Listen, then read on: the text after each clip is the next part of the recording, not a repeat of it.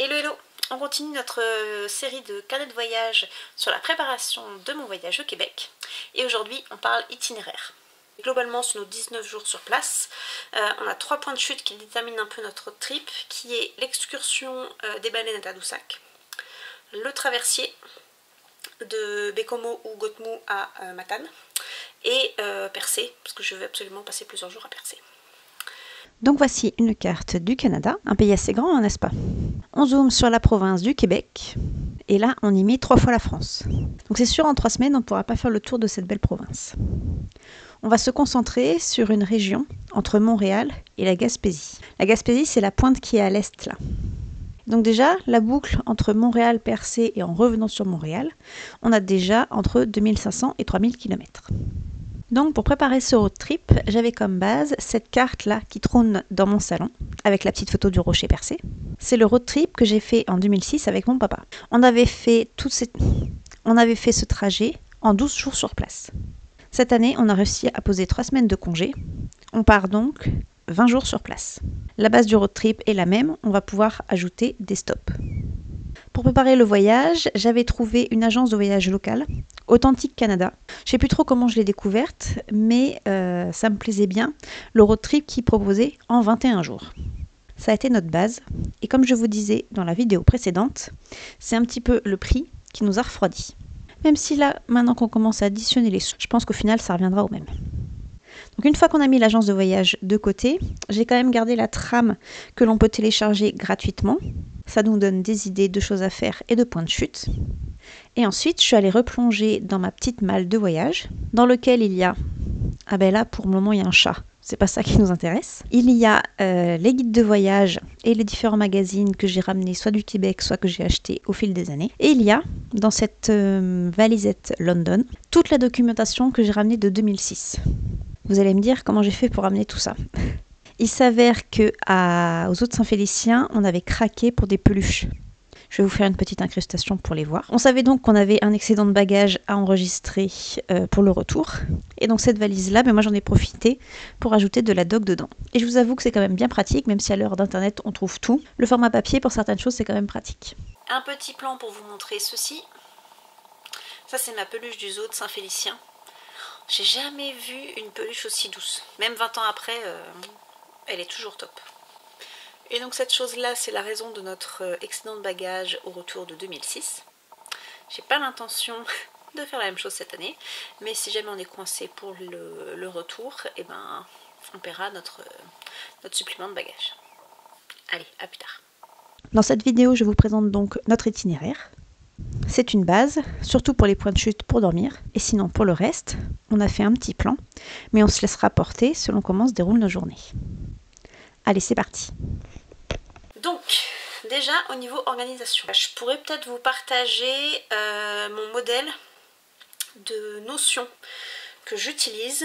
J'ai récupéré des bouts de blocs de différents modèles. Je suis assez contente de ce que j'ai réussi à faire. Et donc j'ai tout par jour. Où est-ce qu'on dort, les adresses, c'est assez visuel, c'est pas mal. Alors, petit résumé du début du voyage. Le samedi 1er juin, on part en TGV de Brest pour aller à Massy. Le 2 juin, pour pas trop s'embêter au niveau timing, on prend un TGV à Massy pour aller jusqu'à l'aéroport Charles de Gaulle. Et ensuite, on décolle pour Montréal.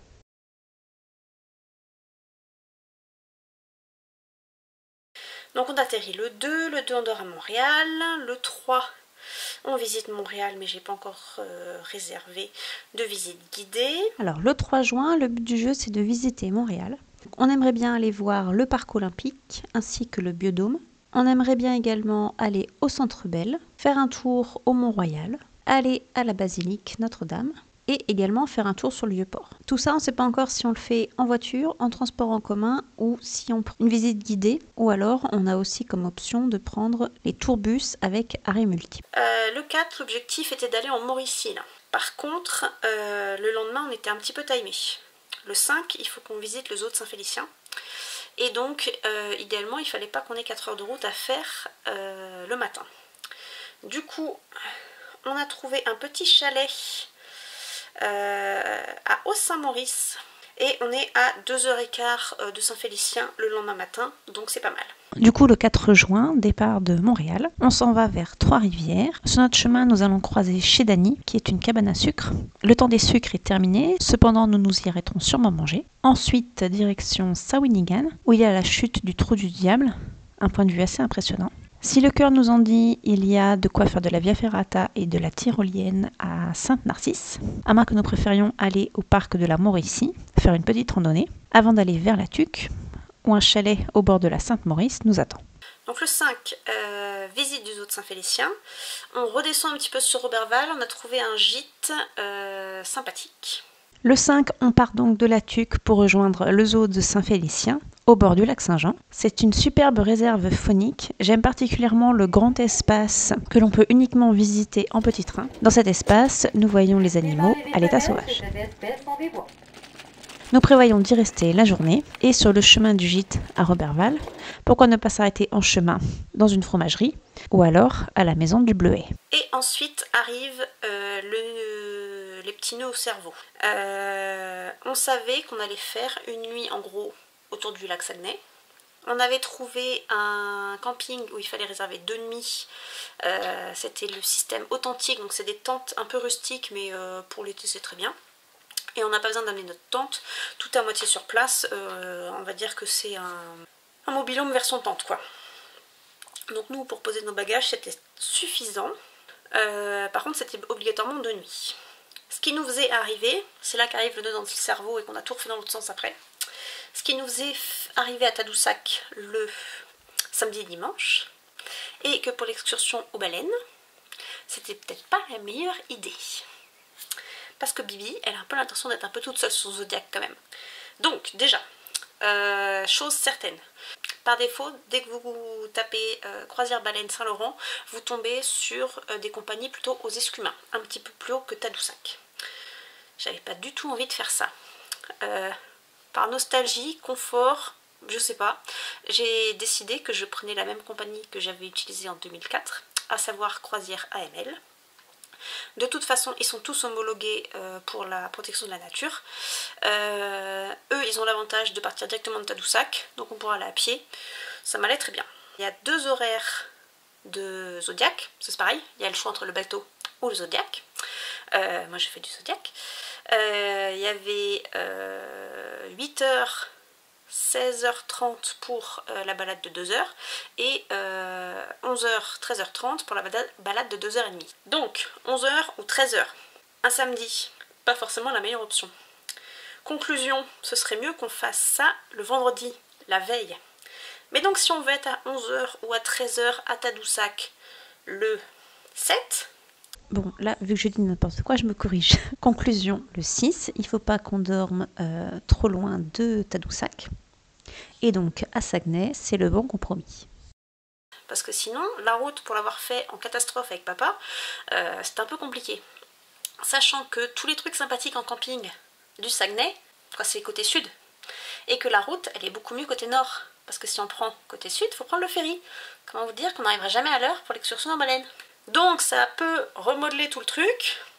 Conclusion, on fait qu'une nuit autour du lac Saguenay et on a trouvé une petite auberge à Saguenay direct. C'est pas forcément le meilleur point de vue, mais c'est un point de chute facile à trouver. De temps en temps, c'est bien aussi une petite auberge classique. Le 6 juin, on fait le tour du lac Saint-Jean par le sud. On s'arrêtera sûrement à Alma pour manger. Et ensuite, on descend sous Saguenay pour une petite excursion en canicarte. On a rendez-vous chez Alaskan du Nord. Ils nous ont prévenu que s'il faisait trop chaud, par contre, ce serait pas possible de faire du canicarte. Peut-être de la canirando. Et au pire, on visitera le chenil. Ça doit être juste magnifique en hiver. Et vu que Maurice avait mis ça sur la liste, me cher un jour, au moins avec du canicarte, on coupe la poire en 2. Le soir, on rebrousse chemin, pourquoi pas visiter Chicoutimi, et on dort au niveau de l'arrondissement de Jonquière. Parce que ce que je vous ai pas dit, c'est qu'il y a une garantie baleine sur cette compagnie-là.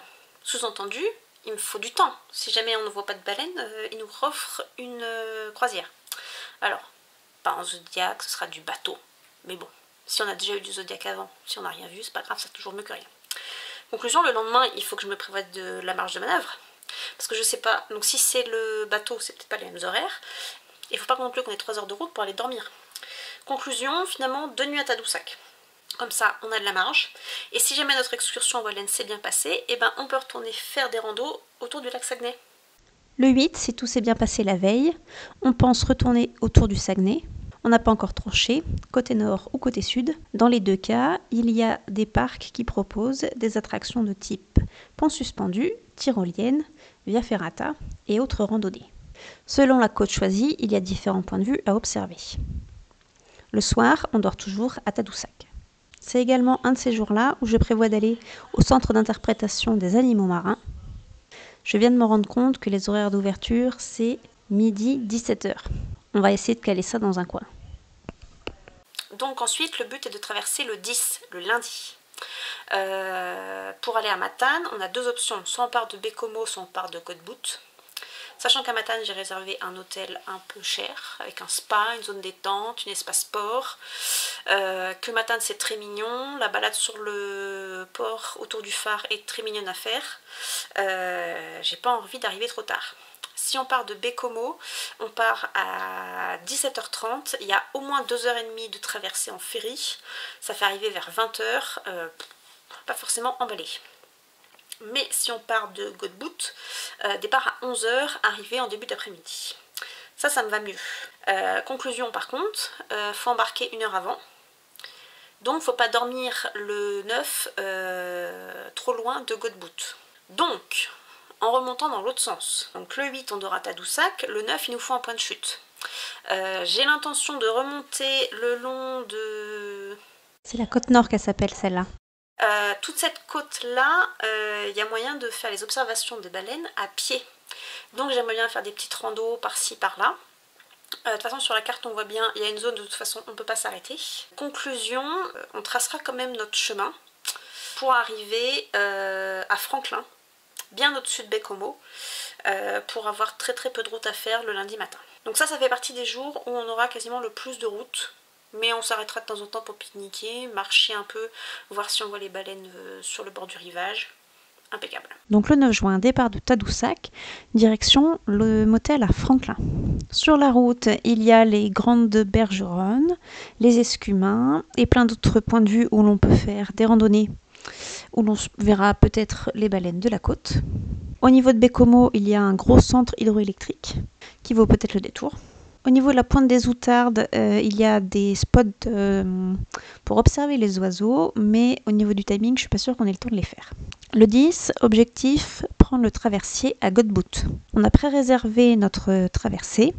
Il faut arriver de bonne heure, c'est pour ça que la veille, on avait choisi un hôtel pas trop loin. Nous avons donc 2h30 de traversée avant d'arriver à Matane. À Matane, une petite soirée tranquille. On a de quoi faire la balade autour du phare. Je crois que c'est également par là où il y a une sorte de rivière à saumon. Et sinon, on a un espace détente à l'hôtel. On ira sûrement en profiter. Là, c'est pareil, on pourrait faire Matane-Gaspé en un saut. Hein. Mais bon, on a du temps. Donc autant faire des petits bouts de chemin pour profiter du paysage, pour faire des randonnées ou des visites. Donc au départ de Matane, on va aller vers Montlouis par là, Capcha, essayer d'avancer un petit peu. Sur le chemin, on a une mine d'agate et une mine de géode. Une fois qu'on les explose, les géodes, ça fait ceci.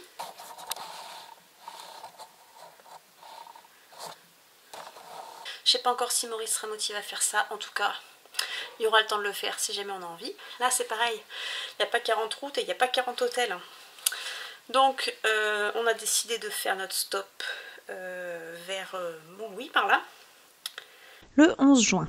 Direction, si on a envie, la mine d'Agathe. Sinon, sur notre chemin, nous allons trouver le mont Jacques-Cartier. Il y a de belles randonnées à faire dans ce coin-là. Sinon, sur la route de Montlouis, il y a plusieurs points de vue entre mer et montagne.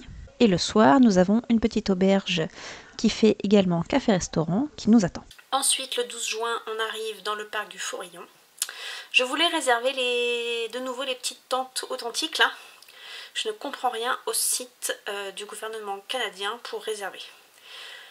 Je crois qu'à la fin, sur téléphone c'était une catastrophe. Je crois qu'à la fin, sur l'ordi, j'ai fini par comprendre que finalement ce parc-là n'était pas ouvert à la période où on était. Mais dans le doute, du coup, on a pris un motel côté Cap des Rosiers. ça ira très bien. Le 12 juin, direction la pointe de Gaspé avec le parc de Forillon. En longeant la côte et Cap des Rosiers, le but du jeu est d'aller à l'anse des Amérindiens. Et par là, le but du jeu est de faire la petite rando qui nous amène jusqu'au bout du monde. La grande boucle, je crois qu'il faut au moins 4 heures de rando. Si on part de l'anse des Amérindiens, je crois qu'on a 1 heure aller, 1 heure retour de rando à faire. Et on se dit que finalement, une fois rentré dans le Finistère, pourquoi pas aller essayer de trouver un panneau identique et faire un petit montage, parce qu'au final, on aura fait les 2 bouts du monde de chaque côté de l'Atlantique. Et le soir, on remonte tranquillement au motel Le Forillon, qui nous attend pour la nuit. Le 13, le lendemain, on passe par Gaspé. On s'arrête obligatoirement au rocher Tête d'Indien, sur la route là. Et on arrive à Percé pour 2 jours. Le 13 juin, direction Percé. On longe la côte sud du parc du Forillon. On passe par Gaspé. On s'arrêtera sûrement au centre d'interprétation Micmac pour découvrir un petit peu l'histoire de ce peuple autochtone. Pourquoi pas faire un pique-nique au rocher Tête d'Indien. J'ai vraiment envie de retourner à ce spot-là. Et ensuite, on arrive sur Percé. Je vous remets en grand cette route-là. Je sais pas pourquoi, que ce soit des photos d'été ou d'hiver, j'adore ce point de vue en haut de la côte. Je pense que je vais être capable de dire à Maurice, on descend une fois pour le kiff, on fait demi-tour en bas, on remonte et on redescend pour la vidéo. J'adore cette descente, je sais pas pourquoi. Donc arrivé à Percé, pourquoi pas aller se balader le long du rocher. Ou alors, en fonction de notre heure d'arrivée, pourquoi pas aller faire une randonnée au niveau de la plateforme vitrée suspendue. Normalement, il y a une tyrolienne, mais j'ai cru comprendre qu'il manquait de main d'œuvre en fait encore cette année et que la tyrolienne serait sûrement fermée. Et le soir, direction l'hôtel au bord de la plage. Le premier soir à Percé, balade tranquille. Le lendemain, on prend la mer, direction le rocher Percé, vue de la mer. Peut-être qu'on verra des baleines. Et on va sur l'île de Bonaventure. Faire notre randonnée. On va faire coucou au foot bassin. Et on dort de nouveau à Percé. Il faut aussi que je cale dans cette organisation-là. Il y a une super tyrolienne à faire à Percé. Faut qu'on voit. Parce que le lendemain, le jour où on s'en va, on a 3 heures de route pour aller à Carleton-sur-Mer. Faut que je cale la tyrolienne, je sais pas comment, mais il faut que je fasse ça. Le 14 juin, réveil très matinal aux alentours de 4 heures du matin pour voir le lever de soleil au niveau du rocher Percé. On se recouchera peut-être avant d'aller prendre le petit déjeuner et ensuite embarquer pour la croisière vers l'île Bonaventure. Il y a plusieurs formules avec ou sans tour de l'île en bateau avant le dépôt sur l'île et faire les différentes randonnées. Et à l'est de l'île, il y a la colonie de foot bassin. Le soir, retour à l'hôtel. C'est les 2 journées un petit peu tranquilles et on va même en profiter pour faire quelques lessives. Ensuite, je vous disais, donc, on finit notre tour de la Gaspésie par Carleton-sur-Mer. Le 15 juin, réveil matinal à Percé pour un bis repetita du lever de soleil. Et ensuite, on prend la route vers Carleton-sur-Mer. À Carleton, on a prévu d'aller voir l'oratoire du Mont-Saint-Joseph. Sur ce mont, il y a un joli bâtiment. Et en plus, il y a également un belvédère avec une vue panoramique sur la baie des Chaleurs. Et ensuite, on fait des sauts de puce. Parce que là, la fin du voyage n'est pas encore bien définie. On sait que la veille d'où on repart, on dort à Montréal. On essaiera de voir le pont Jacques-Cartier de nuit. Il y a des petites excursions à voir de nuit, donc ça c'est sûr. Ensuite, on prévoit 2 nuits à Québec. Par principe, j'aimerais bien m'arrêter à Rimouski également, parce que j'ai failli aller là-bas en licence pro, et donc j'aimerais bien voir la tête de cette petite ville. Mais la fin du voyage, là, est pas méga définie. Je vous en reparle plus tard. Comme je vous disais, la redescente vers Montréal n'était pas forcément figée. On a fini par trancher. Donc le 16 juin, départ de Carleton-sur-Mer. C'est une grosse journée de route. On a 340 km à faire pour aller jusqu'à Rimouski. On estime à une durée de 4 heures sans les arrêts. Sachant qu'on aimerait bien s'arrêter au pont couvert de Rotierville. Sur le chemin, on a également la vallée de la Framboise. Et à Rimouski, si on a le temps, on aimerait bien visiter le sous-marin. Le 17 juin, pour la redescente vers Québec, on pensait s'arrêter à Rivière-du-Loup. Au final, on a trouvé le parc national du lac Témiscouata et on a trouvé un super Airbnb au bord du lac. Donc le plan pour le 17, si on n'a pas eu le temps de faire la visite du sous-marin la veille, visite du sous-marin à Rimouski. Et ensuite, direction le parc national. Et le soir, on se prélasse au bord du lac. Le 18 juin, on va à Québec. On descend par la rive sud. On s'arrête à Lévis. Il y a les chutes de la Chaudière à observer. On peut commencer tranquillement notre visite de Québec. Le lendemain, on s'en va du côté de Sainte-Anne-de-Beaupré. Il y a la cathédrale à visiter, ainsi que le canyon. Au niveau du canyon, il y a une attraction qui s'appelle Air Canyon. On ne sait pas trop encore si on va la faire. En tout cas, ce qui est sûr, c'est qu'après, on s'en va aux chutes de Montmorency. Et là, on a bien l'intention d'y faire de la tyrolienne et une petite randonnée. Le soir, retour sur Québec pour terminer les visites. Donc le 20 juin, avant de partir pour Montréal, on va assister à la relève de la garde à la citadelle de Québec. Ensuite, soit on mange une dernière fois à Québec, soit on prend la route, avant d'arriver à Montréal, où là on prévoit soit une petite visite de nuit, ou pourquoi pas aller voir un match d'impro. On a trouvé quelque chose au théâtre Sainte-Catherine.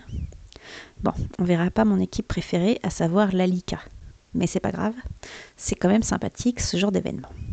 Et puis mine de rien, on aurait pu caler ce genre d'événement en début de voyage, mais là on sera bien acclimaté à l'accent, ce sera plus facile pour Maurice. Le lendemain, dernier petit tour dans Montréal, préparation des bagages, on rend la voiture en début d'après-midi, et ensuite retour vers Paris. Décollage en fin d'après-midi, on arrive à Paris le lendemain matin. Le 22 juin, on n'y est pas, on prend direct le TGV direction Brest. Bon, maintenant que vous avez un ordre d'idée de notre itinéraire et de nos activités, et ben il ne reste plus qu'à faire les valises. Ou presque, il y a encore quelques petites choses à faire, mais ça on en parle dans la prochaine vidéo. Allez, à plus tard.